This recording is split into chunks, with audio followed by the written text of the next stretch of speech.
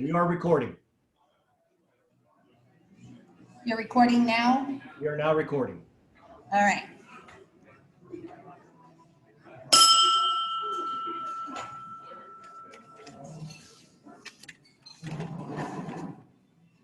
Okay, everyone, thank you so much for being here. Welcome to the Rotary Club of Kerrville. We're so happy to have you. I hope you had a nice Thanksgiving, and it is always so exciting to see faces both here and virtually. I'd like to remind you to turn off your cell phones, mute your cell phones. Also, our visitors online, if you will mute your computer while we have our presentation. And if you could also check in on Facebook and let everybody know that you're attending your Rotary Club meeting. I would like to ask Mike Wilson to lead us in the invocation and the pledge.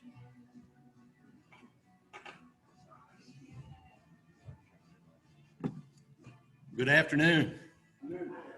Let's pray. Dear Lord, we're in troubled times, but we're grateful for our many blessings and for the gift of your Son.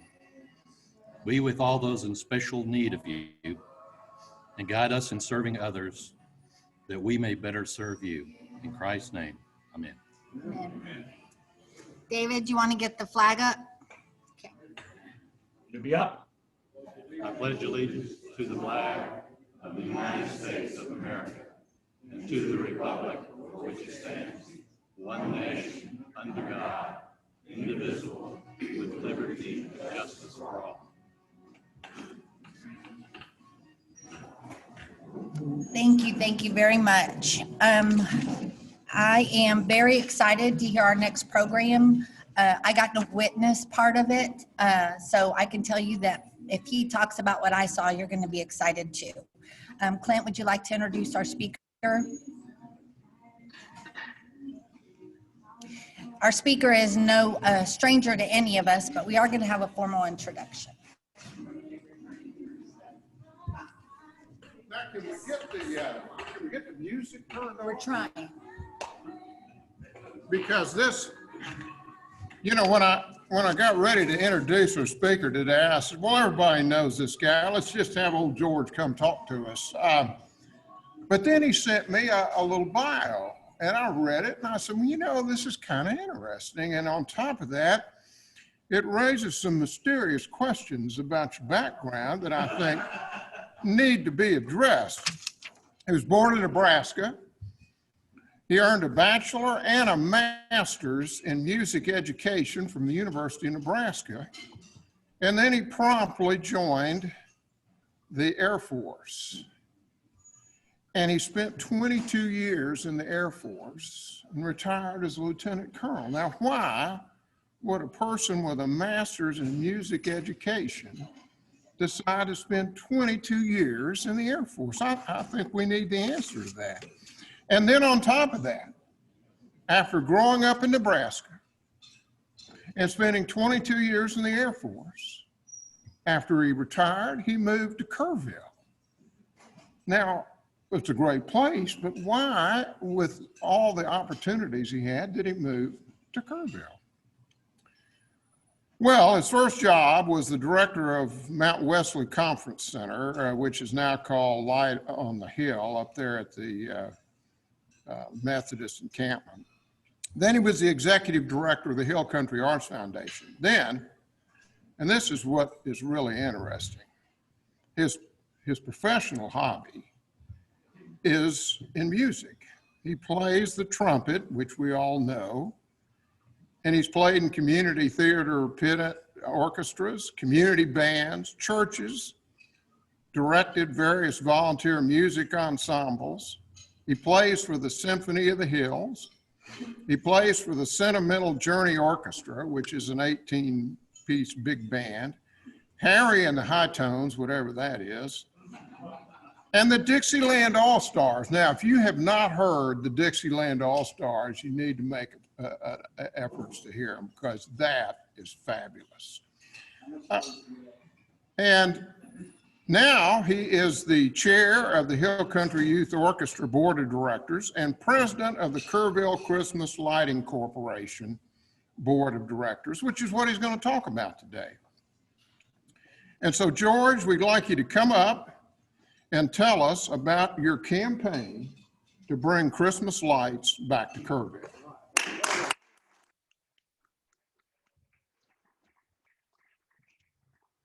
Thank you. No, the reason I went in the Air Force was because of Vietnam. If you didn't enlist, then you were going to get drafted. And the reason I came to Kerrville is because I got a job here. You know, we were living in San Angelo and loved it there. And if I could have found a job there, I would have still been there. But we had one boy going to college and had two other kids that were getting ready to go to college. So Air Force retirement wasn't quite sufficient to handle all that. So anyhow.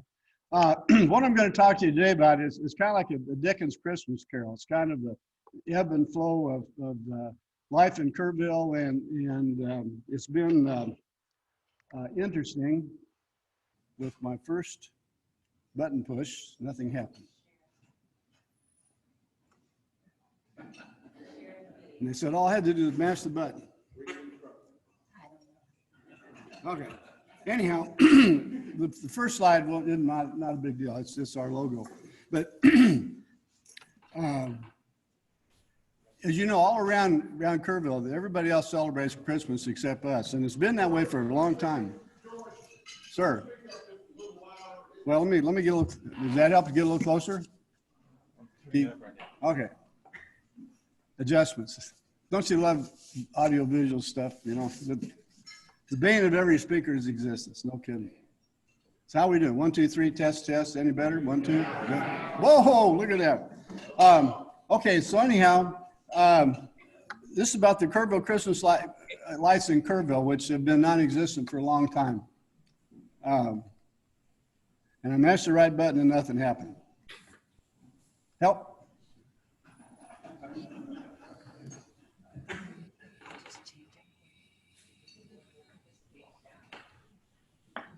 Okay, here we go. What we got here in 1989, so I've been in Kerrville for 31 years, and I really don't remember much about what Christmas was like before 1989, 1990, 91. But in 91 or 92, they had a fire in the city warehouse that destroyed all the Christmas decorations, and some of you may remember that. And so the next year we didn't have any Christmas decorations. The next year they borrowed some Christmas decorations that I remember were really sorry from Fredericksburg. And those only lasted a year. And then the one milestone that we can put our hat on that we know where Christmas ended was a reconstruction of Sidney Baker. And any of you that had a business on Sidney Baker or had dealings remember what a mess that was. They tore up the street all the way down to the base, put a new base in, repaved the thing, and put in all new lights. And so that was in 1994. And so since 1994, there's been no Christmas lights. We got a whole generation of people in Kerrville have grown up without any Christmas decorations, which just, it's hard to fathom. But anyhow, in 1995, a group of people got together to form an organization to decorate the courthouse. And this was probably the only Christmas decorations that were happening. And if you look on the screen, you'll see there's some notable people there. And so it started off with really great things. They had the head of the Chamber of Commerce, the head of the Convention Business Bureau, they had county commissioners, some real movers and shakers. Walter Shellhays was one of the founding members of this. And so it looked like it could get going.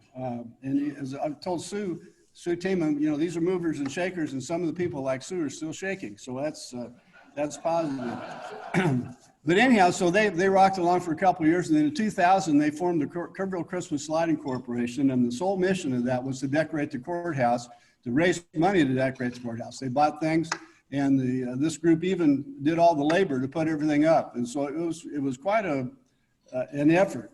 And as it got along, like most things happen, things kind of die out. And Kyle Bond, bless his heart, was one of the few people that kept the thing alive, he and his mother, Beverly Bond. And every year they'd send out a plea for people. They'd have like 4 weeks in October to put up the lights. Charlie McIlvain and I put the lights up on top of the courthouse annex.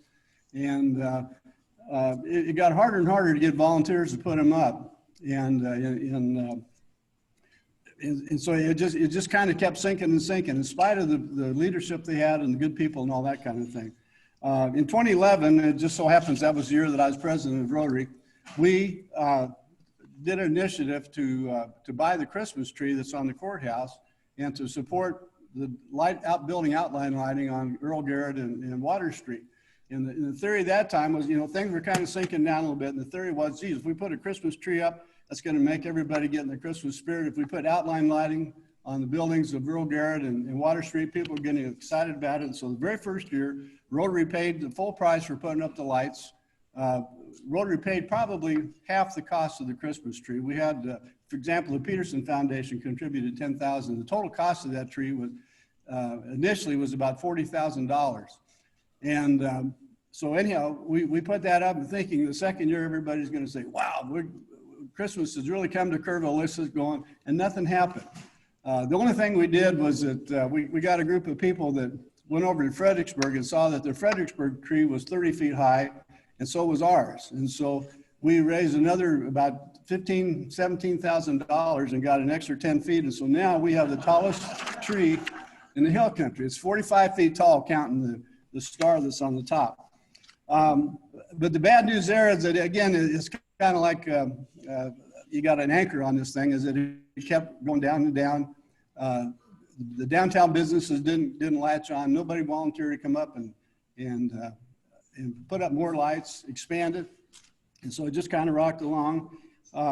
In 2018, the Kerrville Foundation came across and they were going to take over decorating the courthouse. And if you remember, they put up some nice ornaments, and it didn't look like the Griswold's front yard anymore. It was more of a nice appearing thing, but things happened and didn't turn out so well. And so after 1 year they quit, but the county took it over. And so for the last 2 years, the county maintenance folks have decorated the courthouse. And so what happened was that the Kerrville Christmas Lighting Corporation lost its mission. Like I said, its sole mission was just to decorate the courthouse, raise money to buy things to decorate the courthouse. And so last fall, Kyle Bond called me and said that they were thinking about disbanding. They were going to let it go. And they had about $3,000 in the bank. And he was going to give it to the downtown business people to buy replacement parts for the big Christmas tree, because we had several branches that were not working, and a couple of the ornaments weren't any good. And so I asked him, I said, well, gee, rather than disband, what if we would look at repurposing that? And so we got a bunch of people together, several of the folks in this room, and for, I don't know, 2 or 3 months, we talked about whether or not we could turn it into a fundraising organization to support initiatives to bring Christmas to Kerrville. And in February, that happened. And so you can see the mission up here is that this is not an organization to actually do work. We don't pay for labor. The thing we're set up for is to buy things and to support initiatives of people and organizations in the greater Kerr area. And so, that's where we are right now. Then just to give you an idea of the current board members, and we still need 3 more. The charter calls for 9 people on the board. You can see we just have 6.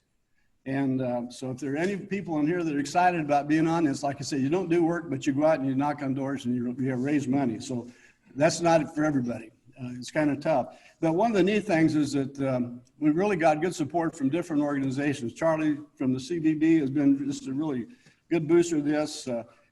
Parks, the city's doing it. Even Jonathan Letts has jumped on board, which I was really surprised and pleased.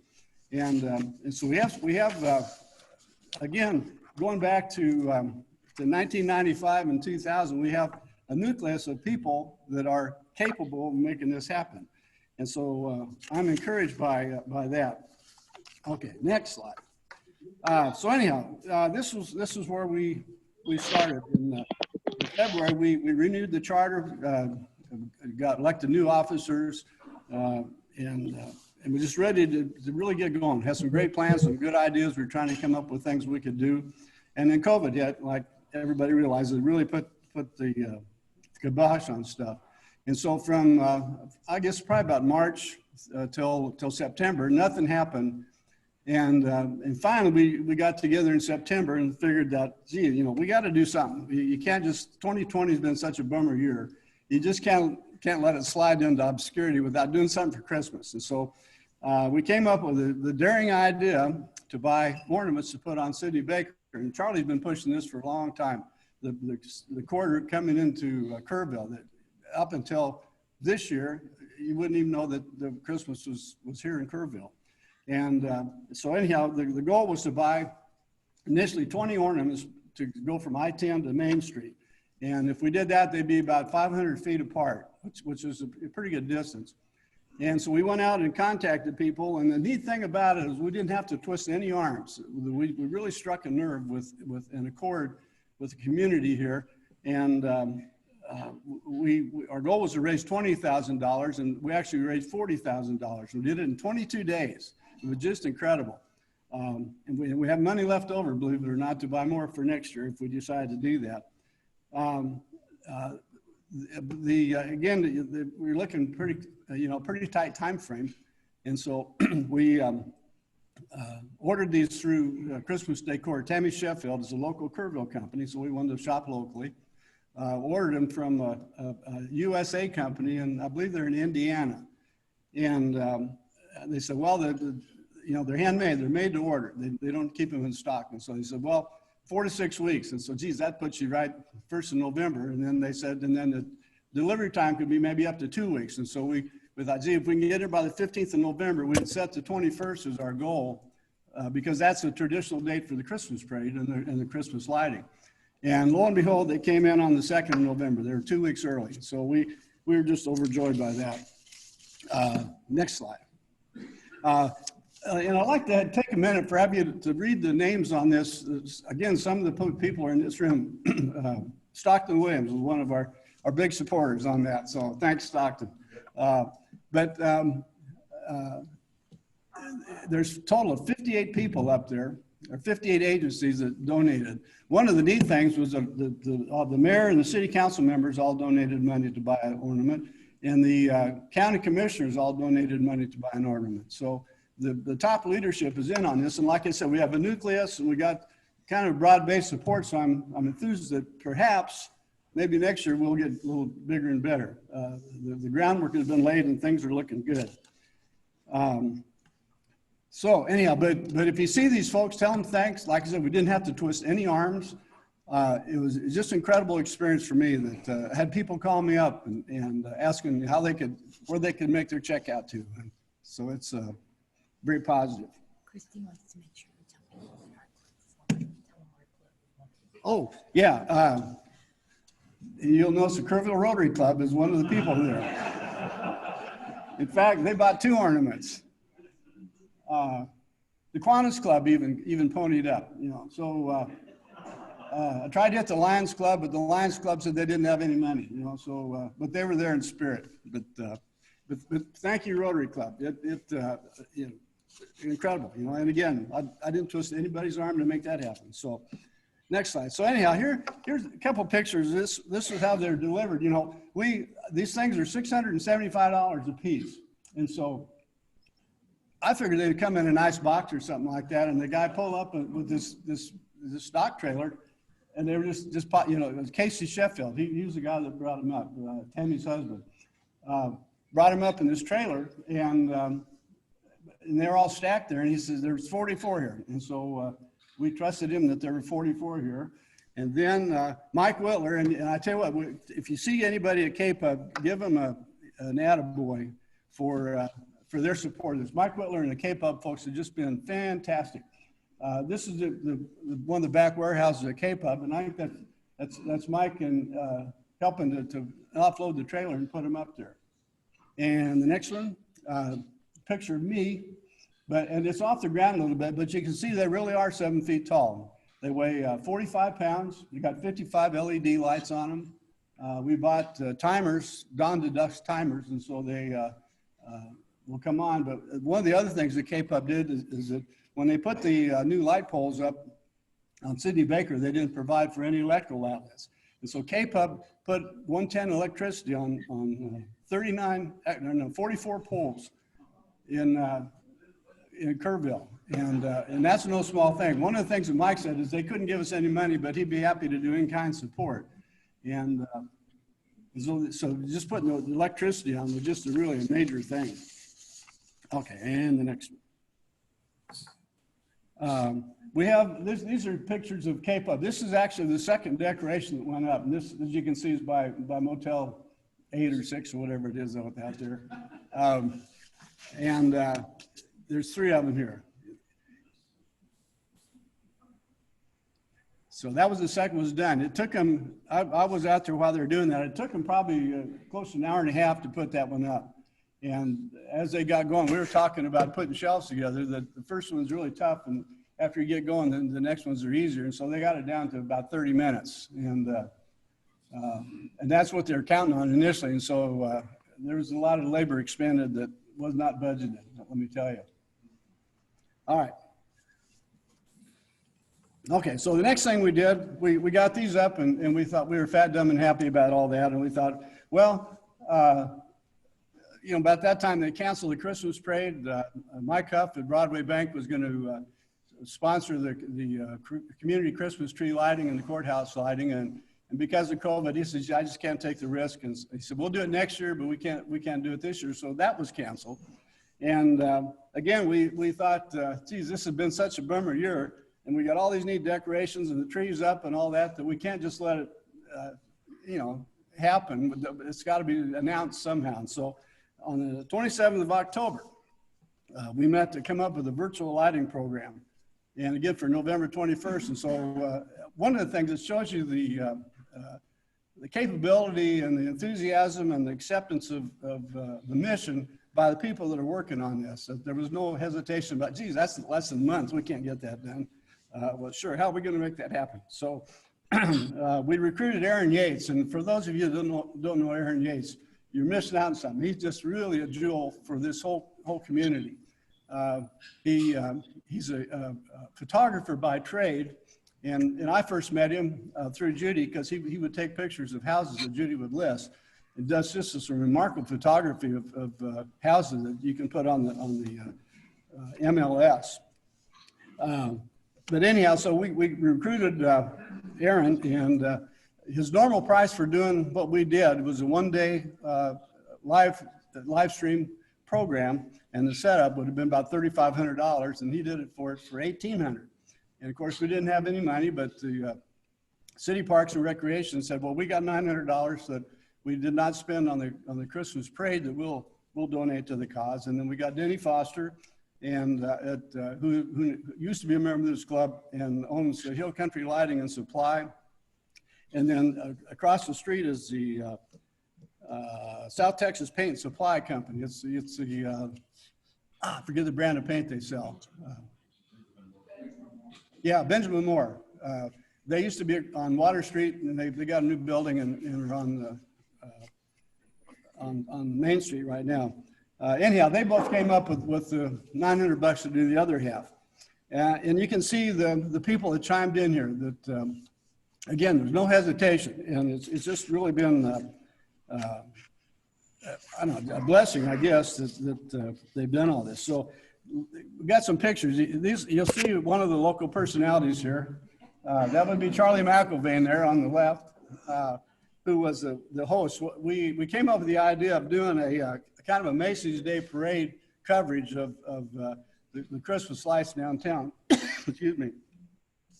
And so we had Allison Boucher and Charlie on top of the parking garage, and in the backdrop you can kind of see it is Water Street. Perfect setup. Aaron thought of all this, and then we decided we needed people on the street. This shows you the setup. There was no small deal. Aaron, I think, had 7 people on his crew working it. This is Sergio. Sergio is the executive director of the Brookdale nursing home that's over by Peterson Middle School. And really a go-getter. I tell you what, one of the neat things about Sergio is he was a recent graduate of Leadership Kerr County, and didn't have anything to do, but was really energized by having undertaken Leadership Kerr County. Man, he jumped in, and I tell you what, the guy's a real fireball. So It was really super. We had a surprise visit from Santa, and this, some of you may not know who this one is. This is Jeff Tallarico. And probably one of the highlights of the telecast was the repartee that they carried on between him and Mayor Bill Blackburn. It was really comical. And then we ended up putting Jeff in the bucket of a K-Pub truck over by the big Christmas tree, and had his goal was to turn the cross on top of the tree to light it. And we had some communications problem. We had a big countdown for the lighting of the tree, and of course all the lights went on, but the top didn't come on. And so we talked about that Santa's not an electrician and all this kind of stuff, and tried to make light of it. And finally, Allison called Jeff on his cell phone and says, "Hey, how come you haven't plugged that dude in?" And he said, "Well, I'm waiting for a countdown." I said, "Gee, we had a countdown. Didn't you see all the lights come on?" And so anyhow, so he fumbled around, finally got that on. But that was probably one of the big snafus that we had on that. So, okay, so here's our results. It was, for those of you who didn't see it, missed it, but you can go to our Facebook page and it'll be on there. But just to give you some facts and figures, again, the city of Kerrville was just magnificent with allowing us to tie into their hardwired Wi-Fi, or not Wi-Fi, their internet, and live streaming over the city's channel 2. And so as of the 29th, we've had 3,800 views of the thing. So for the first effort, we were real pleased. Some of the things I got to admit were a little hokey, but we had Sergio, and then we also had Rose Bradshaw, who were people on the street.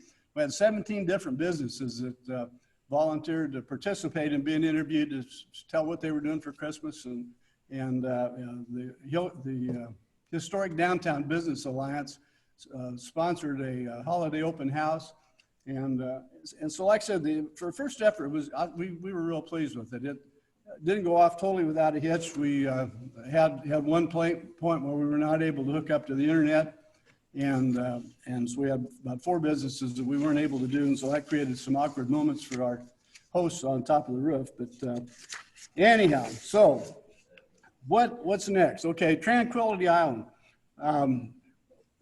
This is a picture of Tranquility Island last year, and one of the things that I'm checking on right now, it doesn't quite look this good this year for some reason. I don't know if that's due to the COVID business or not, but I got a couple of pictures here of how that is.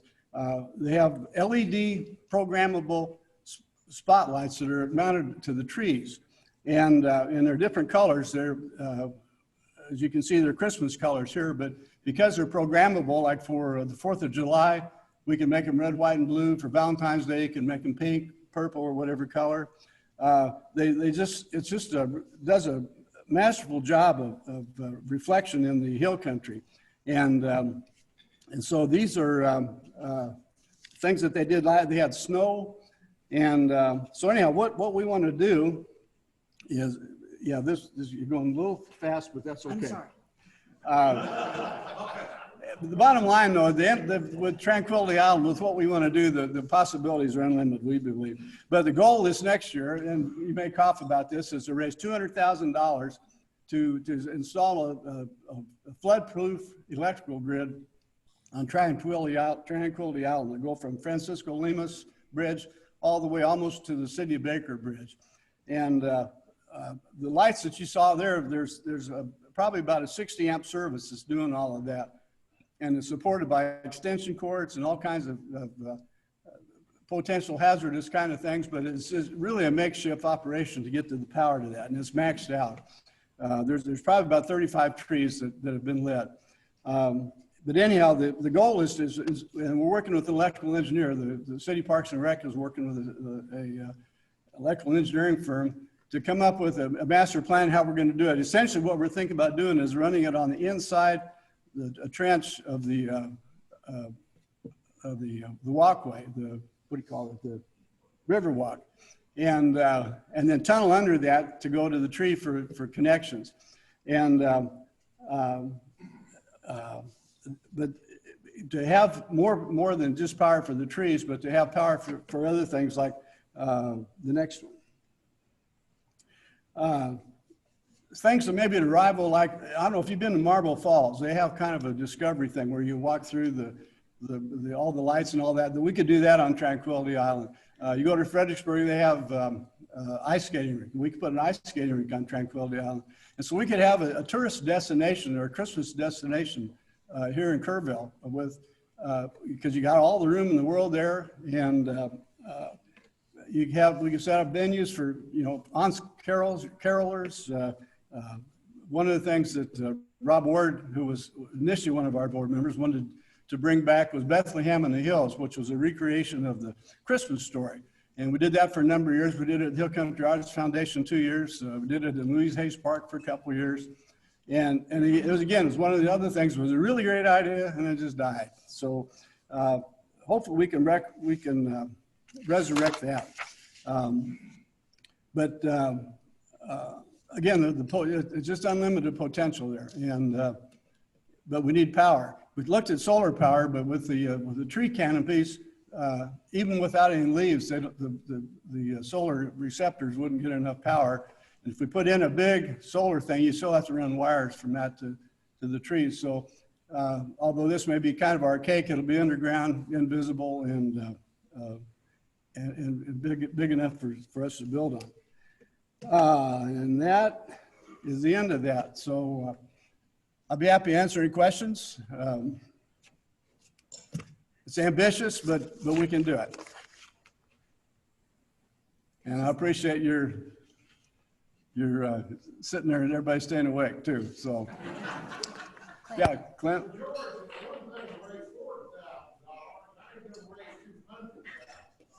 Well, what we hope is that we're going to start probably in February, and the goal is to get through grants and foundations. We'd like to get $100,000 initially, and then what we want to do is sell each tree. We're going to do 105 trees down there at $800 a piece, and we think that that'll be possible for people. Nobody flinched at $675 for a light ornament, and so we figured like for $800, we maybe you can put something on the tree that's sponsored by something permanent. So like I said, it's ambitious, but we're hoping that the Christmas spirit will prevail through December 25th and extend into next year. All right, that's it. Hey, thanks. Appreciate your interest.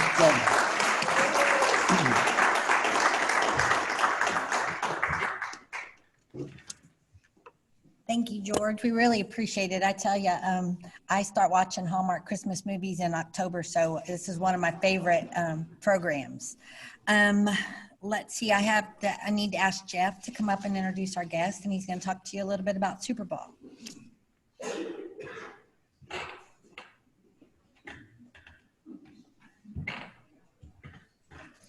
Thank you, President Tammy. Don't run off, Philip. I'm going to hit you up for money. No. I'm just kidding. I will. So I would like to introduce our guest today and our visiting Rotarians. A familiar face I haven't seen in a while, and welcome back, Rich, please. Just Rick Cunningham. Sorry. And another familiar face that we're getting used to seeing, and going to move from Fort Lauderdale to Kerrville with us, is Leslie, once again with Carol.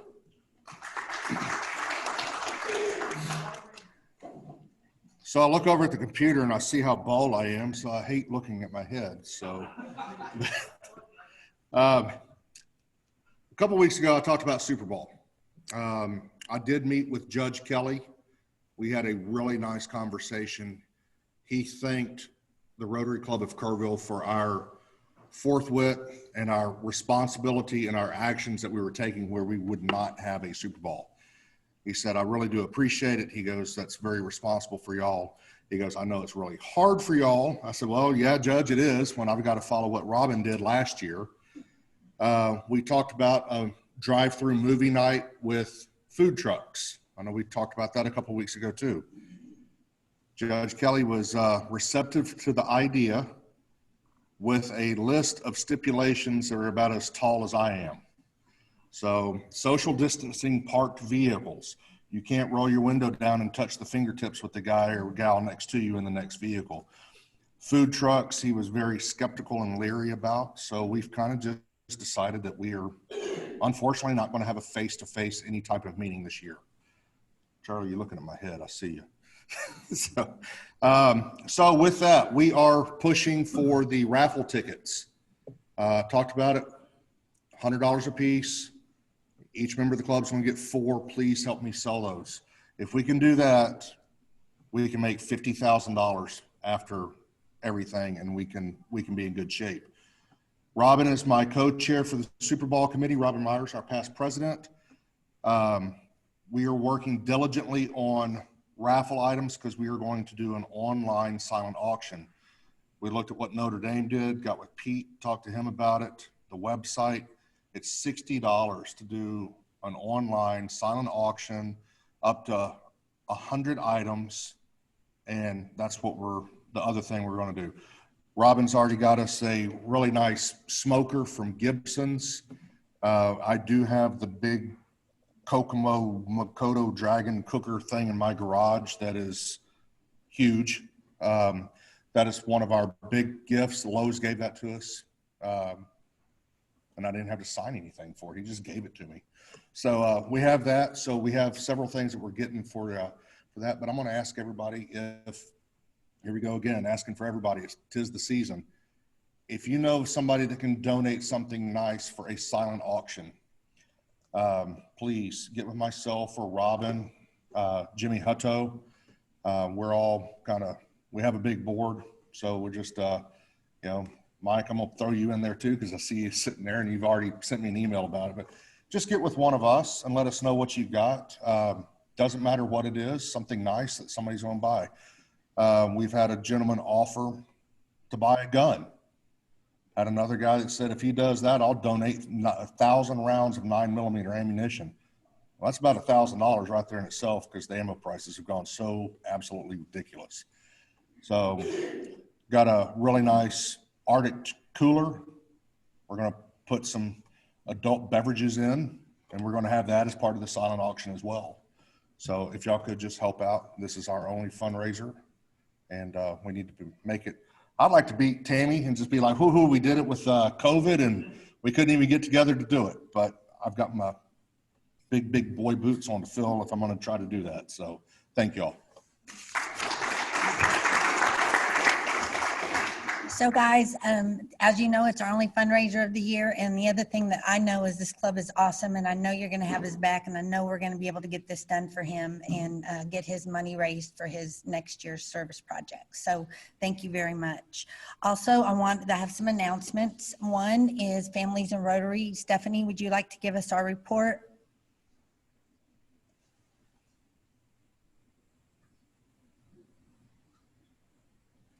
She was logged on, and we've been. Oh, no, I'm here. Sorry about that. Can you hear me? We'll give her a second, and then we'll come back. I can hear you. I want to remind you to pay your invoices. Your invoices went out on October 1st. If you know you haven't paid a check yet, then you owe money. If you haven't received one, let us know, and we'll get you one. The Polio Plus Christmas cards. Christy, they've been reordered. Okay, they're not here yet, but we ordered 150. And you ordered 150? And we've had orders already for about 100? Okay, so we have 50 more. If you didn't get in on the order when we sent it out, we ordered extras so that you could still participate in that. Again, the money they're $10 a card. The money goes towards your Paul Harris. The actual funds go directly to Polio Plus.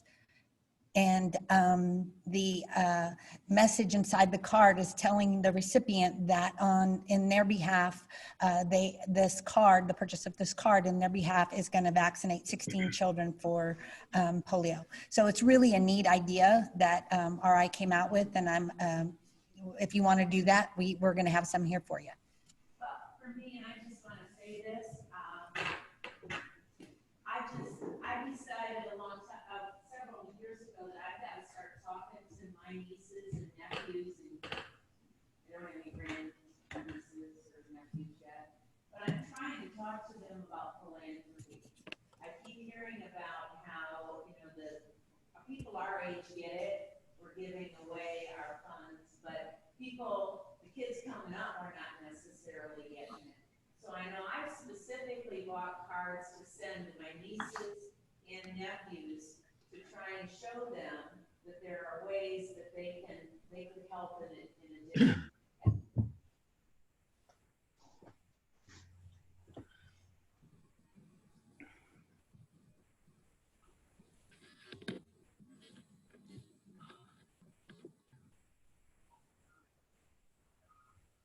About making a difference. So I don't know how the rest of y'all feel about that, but that's why I ordered 10 copies. I just want them to start.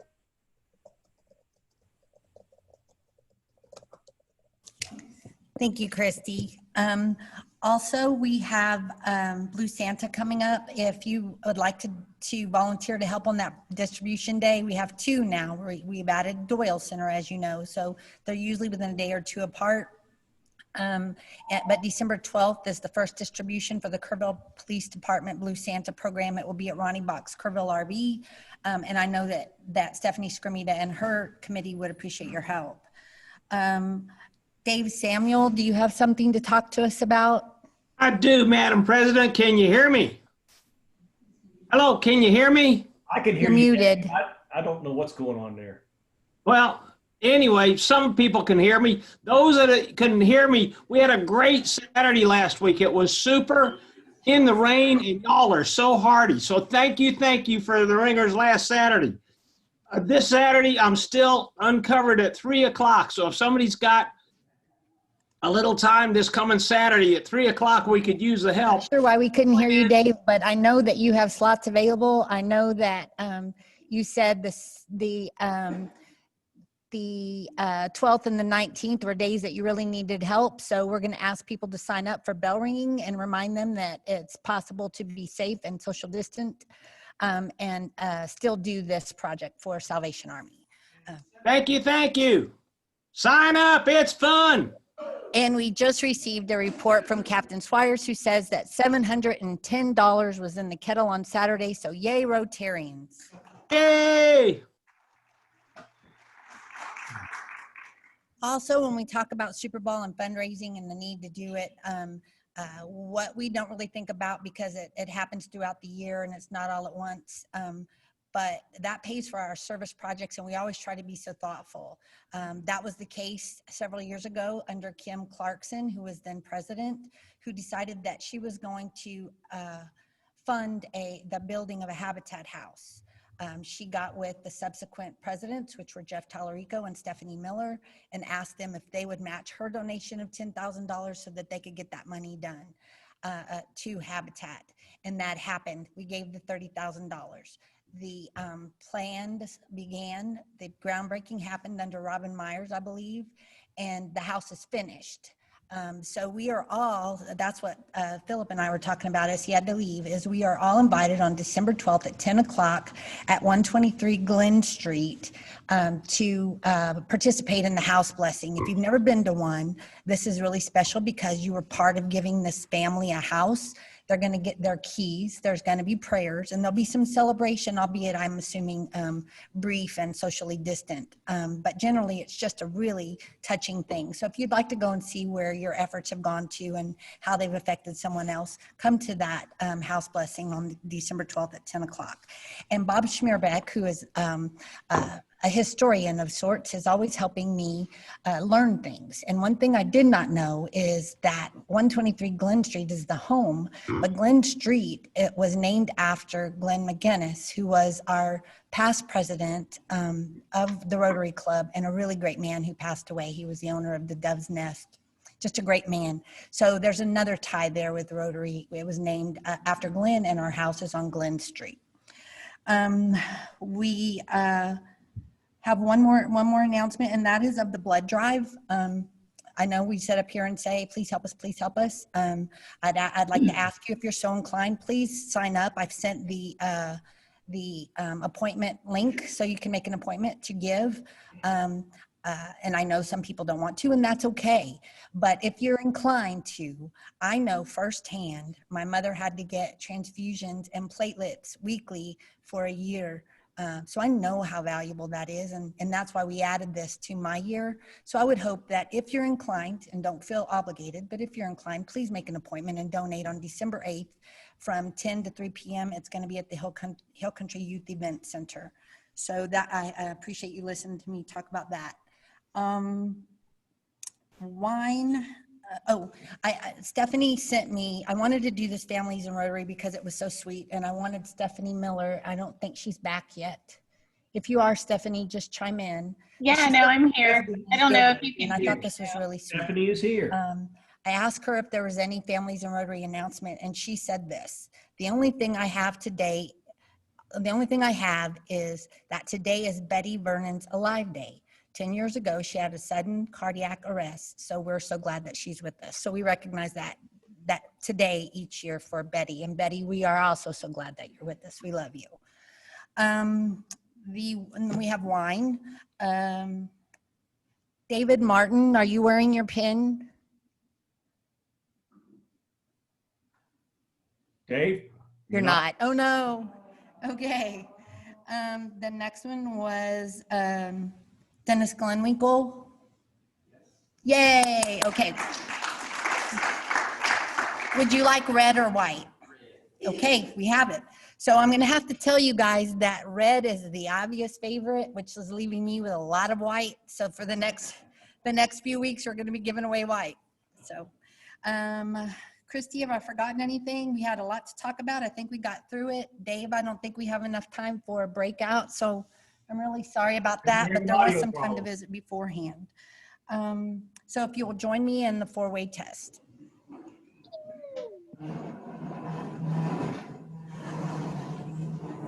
Of the things that we think, say, or do, is it the truth? Is it fair to all concerned? Will it build goodwill and better friendships? Will it be beneficial to all concerned? Everybody? Thank you so much, virtual Rotarians. We sure miss seeing you in person, but it's great to see you online.